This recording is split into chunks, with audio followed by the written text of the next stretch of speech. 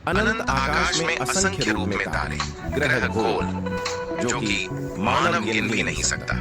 उनको मानव सदियों से देखता ही आया है और उनको जानने की कोशिश भी करता रहा है। इस असीम आकाश में अनंत भूमि को अपनी प्रगति के अनुसार 4 भागों में बांटा जा सकता है, जिसमें पहली है अविकसित सृष्टि, जिसमें पदार्थावस्था समस्त मृद, पाषाण, मणि एवं धातु की रचना से समृद्ध हो गई हो, वह अविकसित सृष्टि में है। दूसरी है अल्प विकसित सृष्टि, जिसमें पदार्थ अवस्था के बाद पानी के प्रगटन से प्राणावस्था समस्त वनस्पति से समृद्ध हो गई हो, वह अल्प विकसित सृष्टि में है। तीसरी है अर्ध विकसित सृष्टि, जो पदार्थ अवस्था प्राण अवस्था के बाद अंडज, पिंडज, नभचर और भूचर से समृद्ध हो गई हो, उसकी अर्ध विकसित सृष्टि की गणना है। इन तीनों अवस्थाओं के समृद्ध होने के बाद जब पूर्ण समृद्ध मेधस के साथ ज्ञानावस्था मानव का प्रकटन होता है, तो उसकी विकसित सृष्टि संख्या है।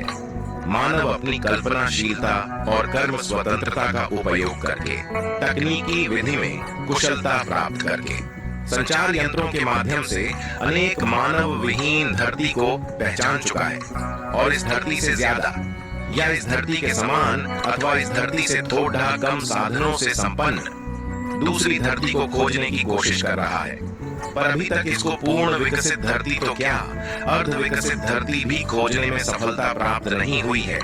अनेक सौर व्यूह के साथ व्यवस्था में भागीदारी निर्वाह करती हुई यह सौभाग्यमयी धरती है।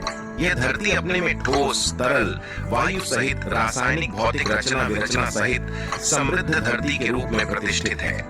हम इस सौर व्यूह में अभी तक यही एक धरती को सौभाग्य संपन्न रूप में देखते हैं, अर्थात चारों अवस्था से संपन्न धरती को देख पाते हैं और कहीं भी ऐसा सौभाग्य संपन्न धरती हो सकती है, उसमें से यह भी एक है। अन्य धरती के संबंध में हमें दौड़ने की आवश्यकता नहीं है, क्योंकि मानव और धरती खोजने की अपेक्षा में इस धरती को भी बर्बाद कर रहा है। इस धरती में अपने में कहीं भी भाग विभाग नहीं है, सभी भाग विभाग मानव के द्वारा बनाई गई सीमाएं हैं। धरती अपने में एक है, इसको हम खंड प्रखंड में बांटकर अनेक राष्ट्र के रूप में देखते हैं। इतना ही नहीं, उन हर एक खंडों के चारों ओर सेना भी खड़ी कर देते हैं। जब चाहे तब हाथापाई करते हैं, युद्ध करते हैं। धरती तो टुकड़ा टुकड़ा हो नहीं सकता, यदि हो गया तो होने के पश्चात कोई बच भी नहीं सकता।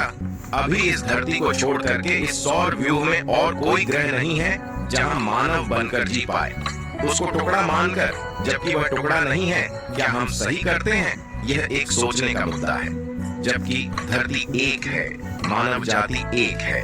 हमें अपने लड़ाई झगड़े भूलकर एक होकर धरती को बचाना होगा। अपने पराये की मानसिकता छोटे स्तर पर, परिवार परिवार के बीच कटुता, समुदाय समुदाय के बीच कटुता, फिर देश देश के बीच कटुता के रूप में दिखता है।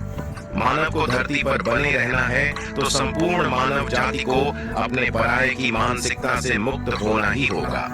यह चेतना, विकास, मूल्य, शिक्षा विधि से ही संभव है। इसके बिना कोई उपाय नहीं है जो इस धरती को सर्वनाश से बचा सके।